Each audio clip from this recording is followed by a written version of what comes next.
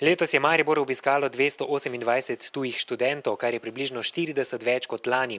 Od študija na Mariborski univerzi veliko pričakujejo. I expect everything will be well.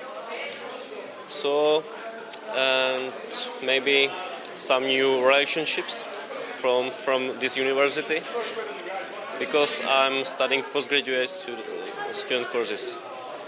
Is that the first time for you studying abroad?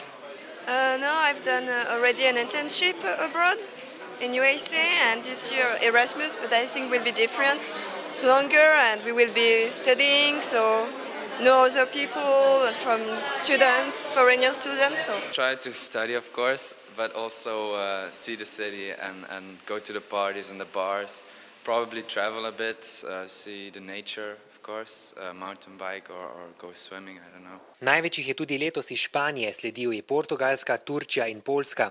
Za obisk je vsak našel svoj razlog. It's also a small city and a cheap one. I couldn't study in a expensive country. That's also one of the reasons.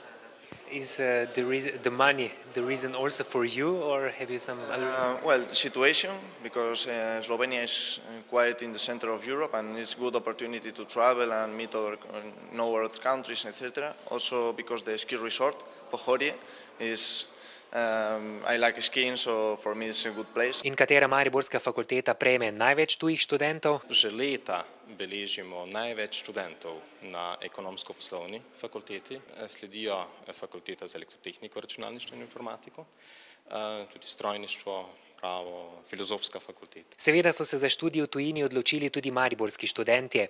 V letošnjem šolskem letu naj bi se jih na tuje odpravilo 275, kar je približno 30 več kot lani. Največ jih bo odpotovalo v Nemčijo, sledijo iz Španija, Češka, Portugalska in Avstrija.